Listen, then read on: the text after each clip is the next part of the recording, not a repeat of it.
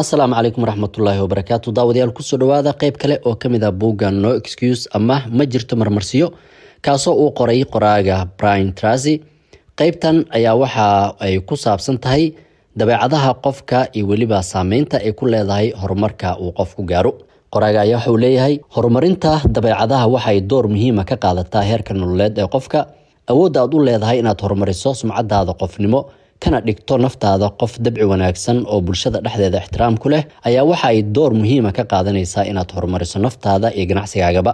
Inagoo eegayna isla qodobkan iyo diinteenna waxa ay ka tiri ayaa waxaan tusaale u soo qaadan karnaa hadalkii nabigeena Maxamed naxariis iyo nabadgelyo korkiisa ahaatee uu ku tilmaamay in waxa ugu badan ee dadka jannada geeya ay tahay akhlaaqda wanaagsan, sida in qofku leeyahay dhaqan wanaagsan, ficil wanaagsan, weji furan, gacan furan iyo qalqiga oo wanaagaaga gaaro xumaantaada iyo shartana aad ka ceshato. Sidoo kale nabigeena ayaa xadiis kale ku sheegay in qofka eebba agtiisa loogu jecel yahay inuu yahay qofka idinkugu dabeecad wanaagsan. Dhanka kale haddii aan eegno dhinaca dhaqankeena Soomaaliga ah, dabeecaddu waxa ay ka mid tahay waxyaalaha ugu wanaagsan ee qofka lagu qiimeeyo bulshaduna uga mid yahay. Maahmaha Soomaaliyeed oo soo koobaysa dhibaatada ay leedahay dabeecadda xun ayaa oranaysa dabeecad xumo dadka ayay ka saartaa, taasoo macnaheedu yahay in qofka dabeecadda xuni uusan la heshiin karin bulshada, taasoo caqabad ku noqonaysa horumarka uu qofku hiigsanayo. Qoraaga buugga ayaa sheegay in qofka aad maanta tahay iyo dabeecadahaaga gudaha ay yihiin kuwa go'aaminaya doorashadaada iyo go'aanadaada nolosha. Markasta oo aad si wanaagsan oo toosan u doorato waxa saxda ah ee aad taqaan, waxaad awood siinaysaa dabeecadaada, waxaadna noqonaysaa qof wanaagsan. Waxaa taa ka soo horjeeda markasta oo aad qaadato go'aano agtaada ka fudud ama aad u dhaqanto si aan waafaqsanayn waxa saxda ah ee aad og tahay, waxaad daciifinaysaa dabeecadaada, waxaana hoos u dhacaya shakhsiyadaada. Waxaa jira waxyaalo badan oo qiyamka iyo qiimaha qofnimo ee caadiyan uu leeyahay qofka dabeecadda wanaagsan, waxaana ka mid ah dhiiranaan, naxariis, deeqsinimo, dabeecad, adkaysi iyo saaxiibtinimo uu kula dhaqmo dadka kale. Waxyaalaha aad sameyn karto si aad u noqoto qof dabci wanaagsan waxaa ka mid ah inaad ku dadaasho inaad ka adkaato rabitaankaaga oo aad xakamayso naftaada si aad u joogtayso inaad ku noolaato habdhaqanka ugu wanaagsan ee aad awoodo. Marka qiimaha sare aad ka doorato kan hoose, waxa adagna aad ka doorato waxa fudud, waxa saxda ahna ka doorato waxa qaldan, naftaada ayaa dareemayso qanaaco, kalsoonidaada shakhsiga ahna way kordhaysaa, waxaad jeclaanaysaa oo aad xushmad siinaysaa naftaada, waxaadna helaysaa sharaf naf ahaaneed oo aad u sarreysa. Qoraaga ayaa waxa uu yidhi inaad hesho dareenka wanaagsan ee ugu sarreeya ee naftaada waxaa sii dheer, marka aad dabci wanaagsan ku dhaqanto waxaad kasbanaysaa xushmadda iyo kalsoonida dadka kale ee kugu xiriira. Way ku eegayaan, wayna kugu farxayaan, dhammaan albaabada ayay kuu furayaan, way ku caawinayaan, way kuu abaalgudayaan, sare ayay kuu qaadayaan, ayagoo ku siinaya mas-uuliyad aad u sarreysa. Markasta oo aad noqoto qof bulshada dhexdeeda ku sharfan, fursadaha nolosha hareerahaaga ayaad ku arkaysaa. Dhinaca kale, waxaad yeelan kartaa caqli, karti iyo awoodda ugu sarreysa ee dunida, laakiin haddii aysan dadku kugu kalsoonayn, weligaa meel ma gaaraysid.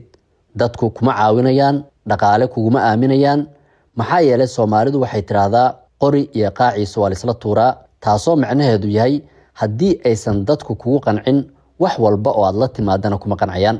Maadaama aan hadda ogaanay in dabcigaaga iyo shakhsiyadaada oo wanaagsan ay furo u tahay guushaada, waxaa lagama maarmaan ah inaad maanka ku hayso in nolosheenna oo dhan aan ku dhisi karno kuna burburin karno tayada dabeecadeenna. Waxyaalaha udubdhaxaadka u ah dabeecadda waxaa ka mid ah runta. Markasta oo aad runta sheegto, si kasta oo ay u qaraar tahay, waa mar walba oo ay naftaada dareemayso farxad oo aad kasbanayso kalsoonida dadka kale. Abaalmarinta ugu qaalisan ee qofka la siiyo waa inaad tiraahdo qofkan ama qoftan waa runlow ama waa runley. Ku dayo dadka aad dabeecadahooda u riyaaqdo. Inta badan dabeecadda waxaa go'aamiya dadka aad inta badan u riyaaqdo ama aad ku dayato, ha noqdaan kuwa nool ama kuwa aan noolayn. Dadkaasi kuma ayay yihiin, maxaad oga dayan kartaa, maxay ku kasbadeen waxaad oga dayanayso, maxaad ka baran kartaa? Dhammaan arrimahaasi naftaada weydii. Haddii aan qodobkan eegno annaga ka muslim ahaan, marka laga hadlayo dabeecadda, tusaalaha ugu wanaagsan waxaa noo noqon kara nabigeena Maxamed naxariis iyo nabadgelyo korkiisa ahaatee. dabeecad wanaagiisa waxa uu ku kasbaday in xitaa dad aan weligood arkin ay rumeeyaan maadaama lagu bartay runta. waana tan uu nabigeenu yiri waxaa la ii soo saaray si aan u dhameystiro dabeecad wanaagsan. marka halkaa ayaa noo noqon karta inaan uga tusaale qaadano dabeecad wanaagsan ogana dayano. haddaba qoraaga ayaa qaybtan kusoo gabagabeeyay Layli ka kooban dhowr qodob oo ay tahay in qofka doonaya inuu dhiso kalsoonida kala dhaxaysa bulshada uu qaado. qoraagu wuxuu ku leeyahay soo qaado warqad kuna qor qodob badan. qodobka koowaad, magacow 3 qof ha noqdaan kuwa nool ama kuwa dhintay oo aad ugu riyaaqdo, qeexna hal shay oo aad ku xishmayso mid kasta oo kamid ah.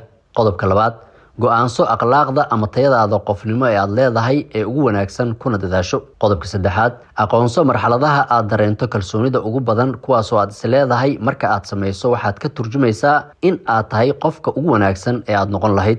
qodobka afaraad, maxay tahay xaaladaha aad dareento kalsoonida ugu badan ee sharafta qof ahaaneed.